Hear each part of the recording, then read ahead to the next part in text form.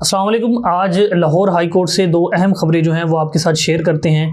पहली अहम खबर जो है वो खावर फरीद मानिका जो कि बुशरा बीबी के जो साबिक शोहर हैं उनके मुतालिक है। आपको याद होगा उन पर एंटी करप्शन ने एक मुकदमा कायम किया था कि इन्होंने औकाफ की ज़मीन पर कब्ज़ा किया हुआ है, तो उसमें ज़मानत हो गई थी। इनकी ज़मानत तो हो चुकी है और ये रिहा भी हो चुके हैं, लेकिन उसकी FIR जो है वो अभी भी ताहाल मौजूद है। तो उस FIR को खारिज करवाने के लिए, अदालत से क्वैश करवाने के लिए एक पटिशन जो है वो दायर की गई थी खावर मानिका की जानिब से। तो उसकी समाअत आज हुई लाहौर हाई कोर्ट के जस्टिस अली बाकर नजफी की अदालत में। तो उन्होंने सरकारी वकील से पूछा कि जी आपने इस मुकदमे का चालान क्यों नहीं अभी तक जमा करवाया। तो सरकारी वकील ने कहा जी हम पता करवा लेते हैं, पता नहीं क्यों नहीं चालान जमा हुआ, हम जो मुतल्लिका प्रोसिक्यूटर है, जो बंदा इसको डील कर रहा है, हम उससे पूछ लेते हैं। हालांकि कानून के मुताबिक आपने जो चालान होता है वो 14 दिन के अंदर अंदर जमा करवाना होता है। यानी कि यहाँ से आप अंदाज़ा कर सकते हैं कि इस मुकदमे में, ये इस FIR में कितनी की जान होगी कि 7 माह गुजरने के बावजूद भी अभी तक चालान नहीं जमा हुआ। अच्छा, अब ये मुकदमा है क्या, पहले मैं ये एक्सप्लेन कर देता हूँ। मुकदमा ये है कि अगस्त 2023 में एंटी करप्शन उकाड़ा जो है खावर मानिका पर एक मुकदमा कायम करता है कि इन्होंने कब्रिस्तान की ज़मीन पर, ये महकमा औकाफ की ज़मीन पर जो है वो कब्ज़ा किया है, और ये ज़मीन बनती है 37 कनाल 6 मरला। और साथ ही साथ ये भी इल्ज़ाम लगाया जाता है कि खावर मानिका ने जो है ना तो सरकारी ड्यूज़ पे किए हैं और ना ही जो महकमा औकाफ के कुछ पैसे वगैरह बनते हैं ना कोई टैक्स वगैरह पे किया है। ये इन पर इल्ज़ाम लगाए जाते हैं। तो इसके खिलाफ जो है वो ज़मानत दायर करते हैं लाहौर हाई कोर्ट में, और जस्टिस अली बाकर नजफी की अदालत में ये केस लगता है और जस्टिस अली बाकर नजफी उनको ज़मानत दे देते हैं। और रिटन ऑर्डर में वो बड़ी दिलचस्प बातें लिखते हैं। यहाँ से आपको पता चल सकता है कि एंटी करप्शन जो है उसने कैसा कि ये मुकदमा कायम किया। उसमें वो ये लिखते हैं कि एंटी करप्शन के मुताबिक ये जो मुकदमा है 2023 में बनाया गया कि इन्होंने यानी खावर मानिका ने ज़मीन पर कब्ज़ा किया है, और एंटी करप्शन ने अपनी क्राइम रिपोर्ट में ये लिखा कि इस ज़मीन पर कब्ज़ा 2017 या 18 में किया गया। यानी कि 4 से 5 साल बाद एंटी करप्शन को ख्याल आता है कि इस ज़मीन पर जो है वो कब्ज़ा हुआ है, और ये भी नहीं पता कि ये कब्ज़ा एक्चुअली कब हुआ, यानी कि 2017 में हुआ या 18 में और किस डेट पर। ये हाल है हमारी एंटी करप्शन का। अच्छा, उसके बाद जो है वो ये कहते हैं कि इन्होंने जो है गवर्नमेंट ड्यूज़ नहीं पे किए, महकमा औकाफ को पैसे नहीं दिए। तो इस पर जस्टिस अली बाकर नजफी ने यही लिखा था कि अगर कोई इल्ज़ाम बनता है, कोई इल्ज़ाम हो सकता है इन पर, तो वो ये है कि इन्होंने पैसे नहीं दिए सरकार के, तो इसके लिए इनको गिरफ्तार करना ज़रूरी नहीं है, दीगर कानूनी तरीके जो हैं वो इस्तेमाल किए जा सकते हैं। तो इसमें बाद में जो है इनकी ज़मानत हो जाती है, और आज जो है उस केस में जिसमें ज़मानत हो चुकी है उसकी FIR कैश कराने के लिए एक और केस जो है, एक और दरख्वास्त जो है वो लाहौर हाई कोर्ट को दी गई थी। अब ये केस बनाया क्यों गया? मेरी एक बंदे से बात हुई जो खावर मानिका के किसी हद तक क्लोज़ हैं। मैंने कहा सर ये बताइएगा कि ये केस क्या था, ये क्यों बनाया गया?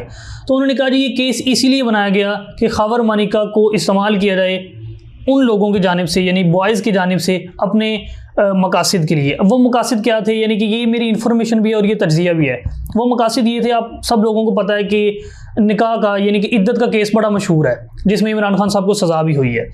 अच्छा, उसमें क्या होता है कि पहले एक शख्स होता है जिसने इद्दत का केस दायर किया हुआ था इस्लामाबाद की एक अदालत में कि इमरान खान साहब ने जो है वो इद्दत में निकाह किया है, लिहाजा इन्होंने गैर कानूनी काम किया है और इमरान खान साहब को और बुशरा बीबी दोनों को जो है वो सज़ा दी जाए।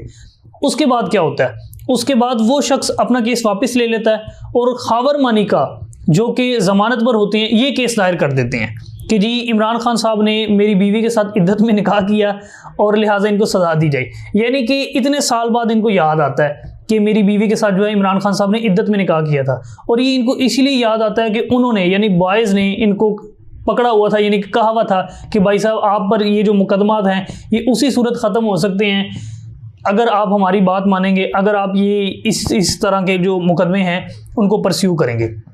एक तो ये खबर थी, और दूसरी खबर ये है कि आज लाहौर हाई कोर्ट में एक अहम मुकदमा जो है उसकी समाअत हुई, जो पब्लिक इंटरेस्ट का मुकदमा है।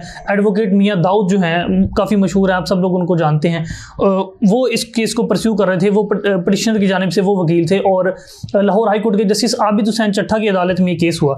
ये केस ये था कि जब पिछले साल यानी 2023 में जिन असातिज़ा ने मरदमशुमारी की जनरल इलेक्शन से पहले, जो मरदमशुमारी होती है उसके लिए, उनको अभी तक पैसे नहीं पे किए गए।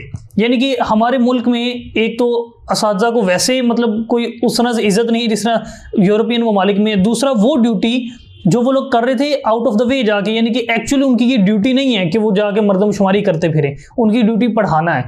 लेकिन सरकार ने यानी स्टेट ने उनके ऊपर एक जिम्मेदारी डाली कि जी आप लोग जाके मरदमशुमारी करेंगे, ठीक है। उन्होंने मरदमशुमारी की, रिजल्ट वगैरह दिए, सब कुछ।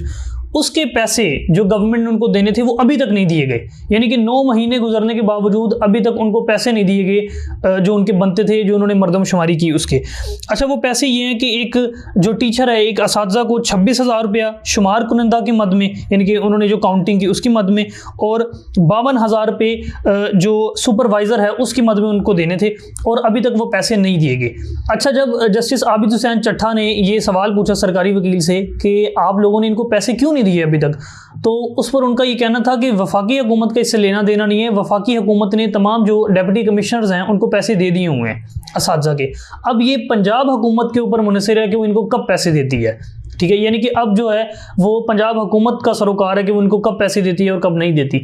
तो इस पर जस्टिस आबिद हुसैन चट्ठा ने ये डायरेक्शन दी चीफ सेक्रेटरी पंजाब को कि जी आप ये जो असातिज़ा हैं जिनको 9 महीने गुजरने के बावजूद भी मरदमशुमारी के पैसे नहीं दिए गए हैं, वो इनको पैसे जो हैं वो वापस इनको दिए जाएँ जो इनके बनते हैं, और इस पर जो है उन्होंने दरख्वास्त निपटाई है। तो आज की 2 अहम खबरें यही थी, और कल जो अहम खबरें होंगी इंशाल्लाह हम आप तक ज़रूर पहुँचाएँगे। तब तक के लिए अल्लाह हाफिज़।